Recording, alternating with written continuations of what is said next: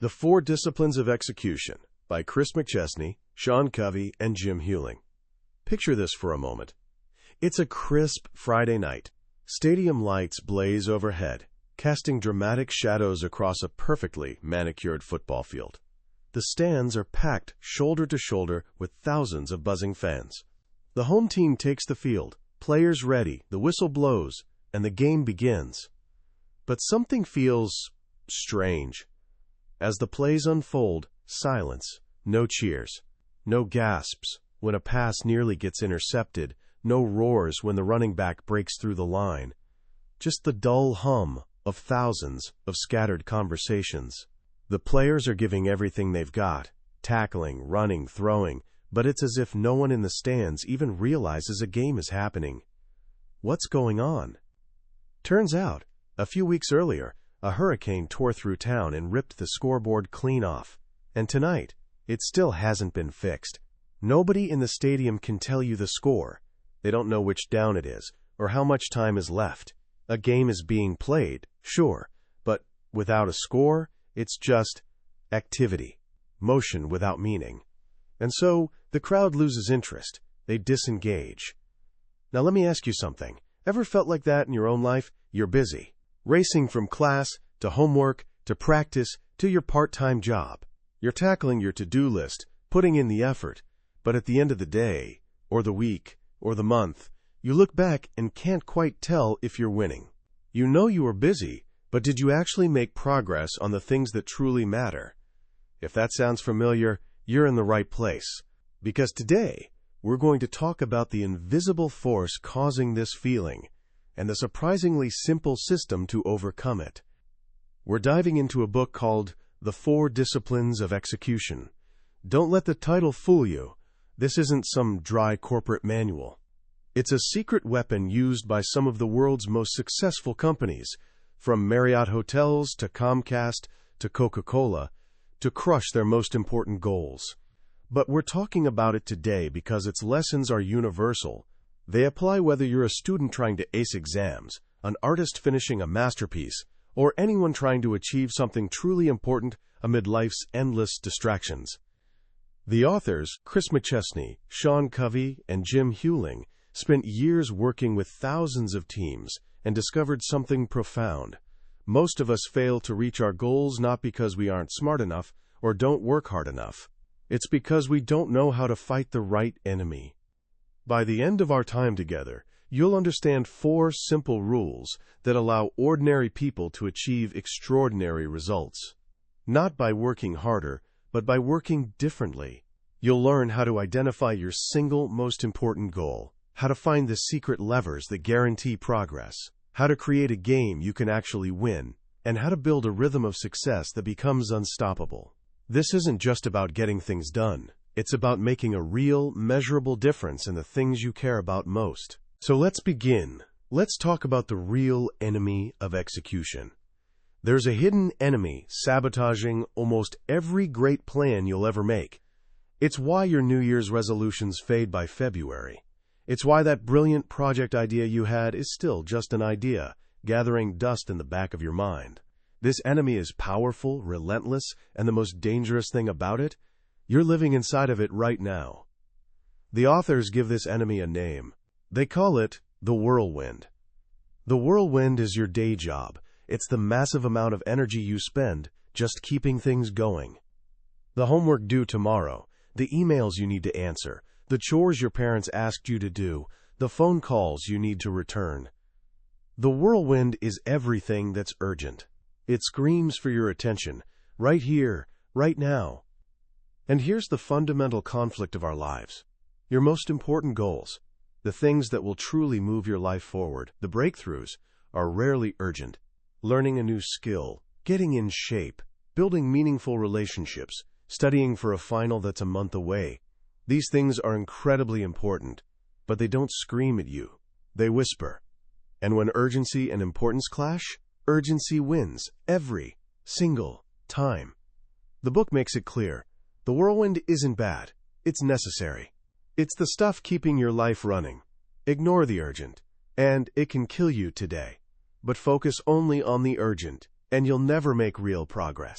You'll just spend all your energy trying to stay upright in the wind. The challenge isn't to eliminate the whirlwind. That's impossible. The challenge is to execute your most important goals in the midst of the whirlwind. This is where most of us fail. We launch a new goal with excitement. For a few days, we're motivated. But then the whirlwind roars back. The new goal doesn't die with a bang, it dies with a whimper. It's slowly suffocated by endless day-to-day demands, until one day, you find yourself saying, "Oh yeah, I was going to learn guitar. Wonder what happened to that?" The whirlwind happened, and it will win every time, unless you have a system, a different way to operate. And that's what the 4 disciplines are: a simple, repeatable, proven system for executing your goals in the real world, a world filled with chaos and distraction. So what is this system? Let's break it down, one discipline at a time. The first discipline is perhaps the most difficult, because it goes against every instinct of an ambitious person. Discipline 1. Focus on the wildly important. Think about the sun. Its rays are powerful, but spread across the earth, they just provide gentle warmth. But take a magnifying glass and focus those same rays onto a single point, they can set paper on fire in seconds. That's the principle of focus, and it's the starting point for all execution. The authors found a startling statistic in their research. Only 1 in 7 employees could name even one of their organization's most important goals. People were working hard, but they didn't know what the goal was. They were scattered. The first discipline requires you to fight the urge to do more, so you can achieve more. As a leader, or even just as an individual, it's brutally hard to say no to a good idea. Feels like you're giving up. But the book offers a mantra worth writing down. There will always be more good ideas than there is capacity to execute. You cannot do everything with excellence, so you must choose. Discipline 1 is about choosing your one single most important goal. Not 2, not 3, not 5, 1. The authors call this your wildly important goal, or WIG. A WIG isn't just another item on your to-do list. It's a goal so important that if you failed to achieve it, nothing else you accomplished would matter as much. It's the one thing representing a true breakthrough. But just choosing a goal isn't enough. It has to be crystal clear. Vague goals lead to vague results. The book gives us a simple, powerful formula for defining any WIG from X to Y by when. I want to get better grades is a wish. It has no focus. But increase my GPA from a 3.2 to a 3.5 by May 31st. That's a WIG. You know exactly where you're starting. X is 3.2. You know exactly where you're going. Y is 3.5. And you have a deadline by May 31st. There's no ambiguity. It's a clear finish line. You either cross it or you don't. The most powerful example of this in history comes from the 1960s. In 1958, brand new agency NASA had a list of goals that sounded like they were written by committee. Things like the expansion of human knowledge of phenomena in the atmosphere and space. Noble? Yes. Inspiring? Not really. Measurable? Almost impossible. And the results showed it. Russia was launching satellites and sending cosmonauts into orbit, while American rockets were exploding on the launch pad. Then, in 1961, President John F. Kennedy stood before Congress and threw out all those vague wishes. He gave NASA one single, crystal-clear WIG. He said this nation should commit itself to, before this decade is out, landing a man on the moon and returning him safely to Earth. Think about that in our formula. From X, earthbound, to Y, the moon, and back, by when, the end of the decade. It was audacious, it was terrifying, and it was the most powerful focusing goal ever set. Suddenly, every engineer, every scientist, every technician at NASA had their magnifying glass. They knew the WIG, and this singular focus unleashed a wave of energy and innovation that changed the world. That's the power of Discipline 1. It's about choosing that one goal that will make all the difference, and defining it with such clarity that everyone knows exactly what winning looks like. But having a target is only the first step. Next, you have to figure out how to hit it.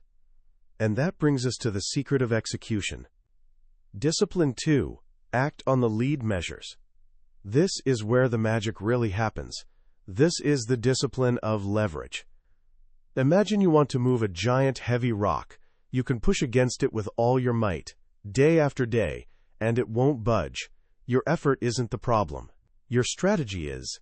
What you need is a lever. A small action that, when applied correctly, creates a disproportionately large result. In the world of goals, there are two kinds of measurements. The book calls them lag measures and lead measures. Understanding this difference is one of the most important insights you'll ever have about achieving goals. A lag measure is the measurement of the result you want to achieve. It's the WIG. Revenue, profit, customer satisfaction, your final grade, the number on the scale. These are all lag measures. They're called lag measures because by the time you get the data, the performance that drove it is already in the past. You can't do anything about last quarter's sales number. It's history. It's like trying to drive a car by only looking in the rear-view mirror. This is where almost everyone gets stuck. We obsess over the lag measures. We stare at the scale, worry about our GPA, but feel powerless to change it. A lead measure is completely different. A lead measure tracks the new, high-leverage actions you must take to reach your goal. It's the lever that moves the rock. A good lead measure has two essential characteristics. First, it must be predictive, meaning if the lead measure changes, you can predict the lag measure will also change. Second, it must be influenceable. This is critical. It must be something your team, or you as an individual, can directly control. Let's go back to our GPA goal. Increase my GPA from 3.2 to 3.5 by May 31st. The 3.5 GPA is the lag measure. What are the lead measures? What are the predictive, influenceable actions that will make that lag measure move? You might choose to 1.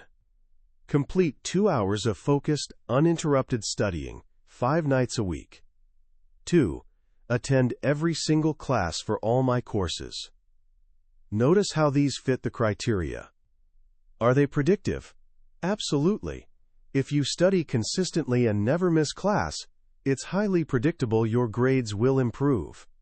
Are they influenceable? Yes. You have almost complete control over whether you sit down to study or go to class.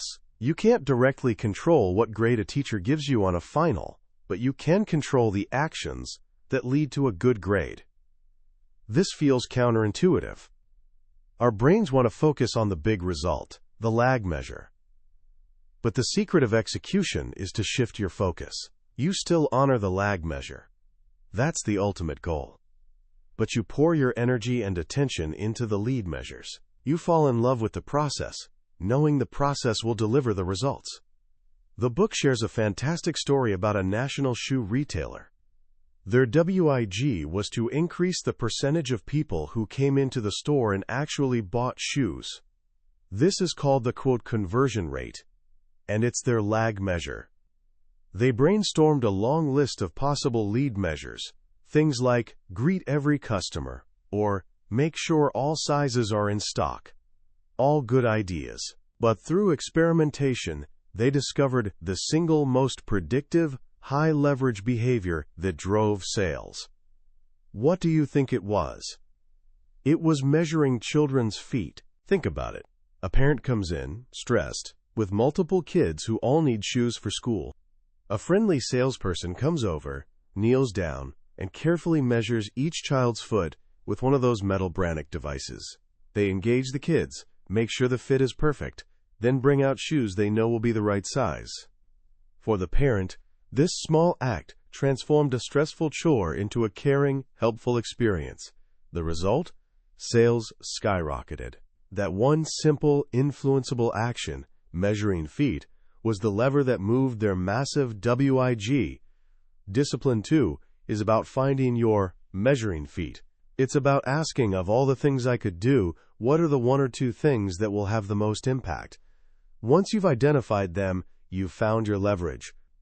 So now you have a clear goal, your WIG, and you have your levers, your lead measures. You have the design for a winnable game, but it won't feel like a game until you can see the score.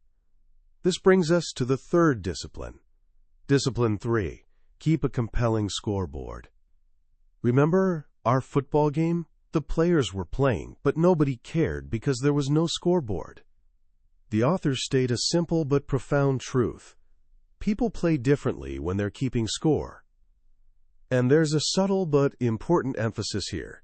People play differently when they are keeping score, not when the score is being kept for them, hidden away in a manager's spreadsheet. This is the discipline of engagement. The highest levels of performance always come from people who are emotionally engaged. And the fastest way to get there is for them to know, at any given moment, whether they're winning or losing. Now, you probably already have scoreboards in your life. A report card, a bank statement, a performance review. The book makes a crucial distinction between what it calls a coach's scoreboard and a player's scoreboard. A coach's scoreboard is complex. It's packed with data, analytics, historical trends. It's for analyzing the game. It's important, but it's not motivating for the players on the field. A player's scoreboard is radically simple. It's designed for one purpose and one purpose only: to motivate the players to win. A great player's scoreboard has 4 characteristics. 1. It must be simple. Just a few key pieces of information. A sports scoreboard doesn't show you every statistic. It shows you what you need to know to play the game: the score, the time, the down. 2. It must be visible. If the scoreboard is hidden on your computer or in a folder, it's out of sight, out of mind. It has to be in your face, where the whole team can see it all the time. The whirlwind is always competing for your attention. A visible scoreboard levels the playing field. 3. It must show both the lead and the lag measures. This is where the story unfolds. The players need to see the connection between their actions, the lead measures, and the results, the lag measure. When they see the lead measure bar go up, and then a week later they see the lag measure line start to climb, it's electric. They realize what we're doing is working. Our effort is directly moving the needle. This is where belief is forged. 4. It must tell you at a glance if you're winning or losing.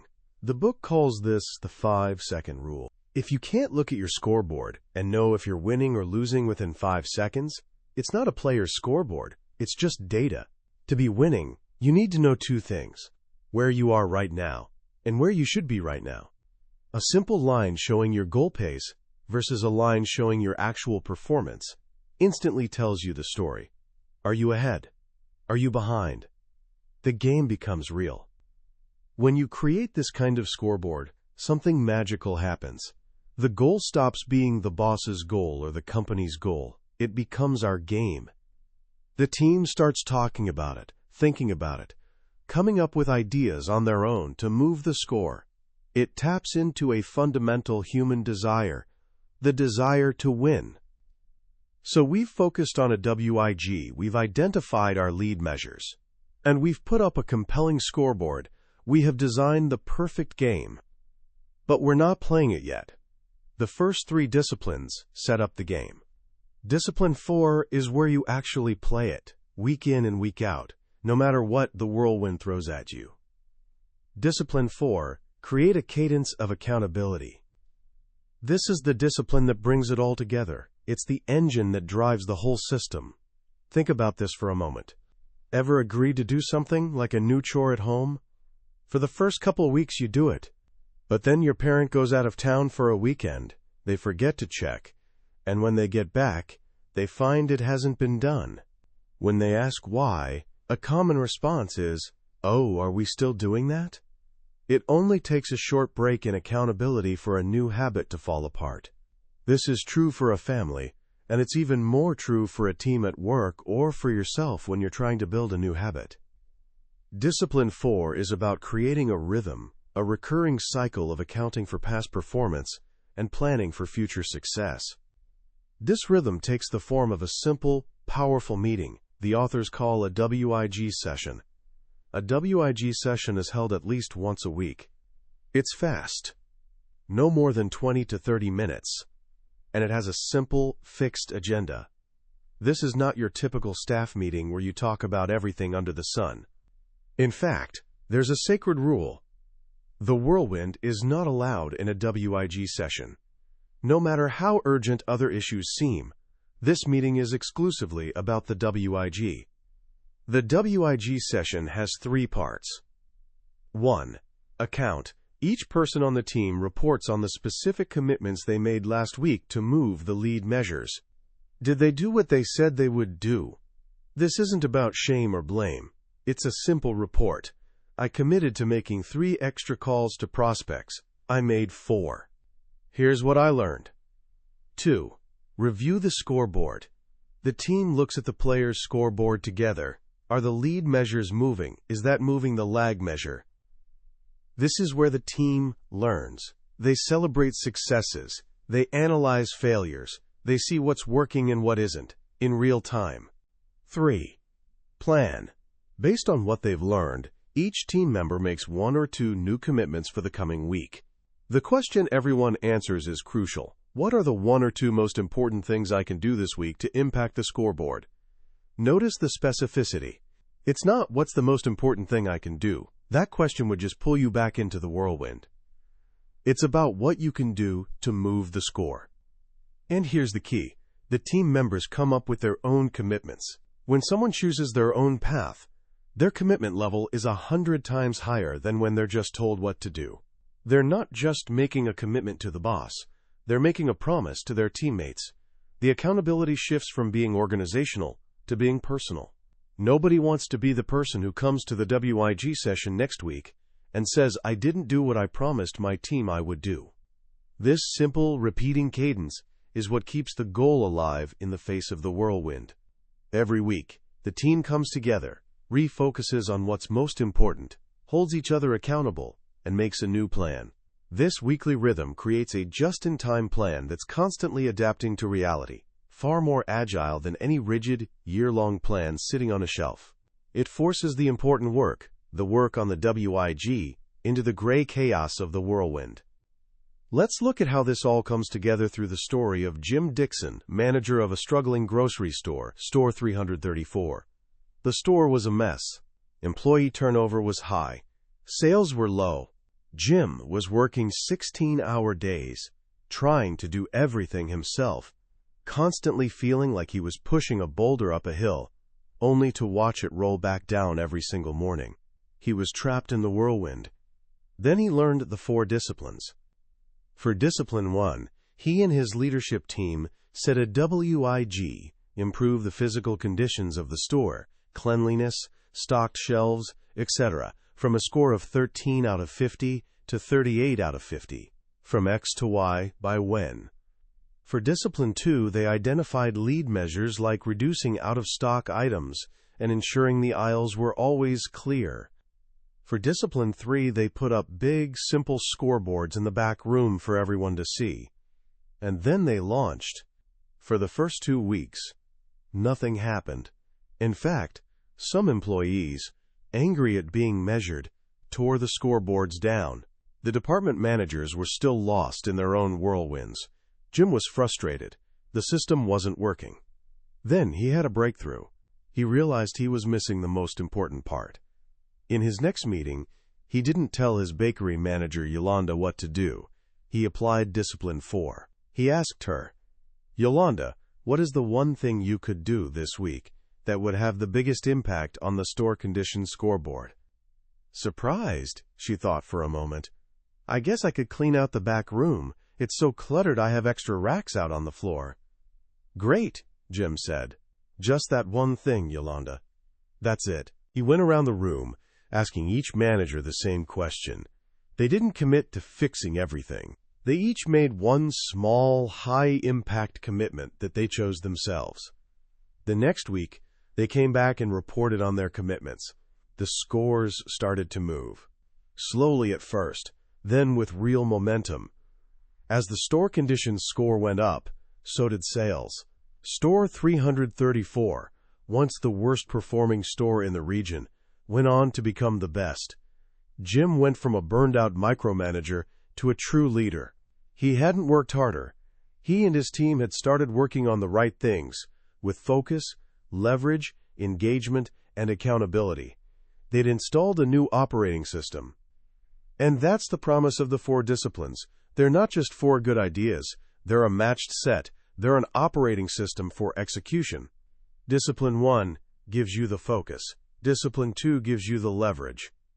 Discipline 3 creates the engagement.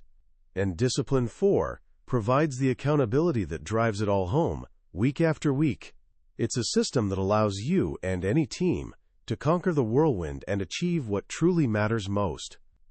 When you first encounter the 4 disciplines of execution, it's easy to dismiss it as just another business book.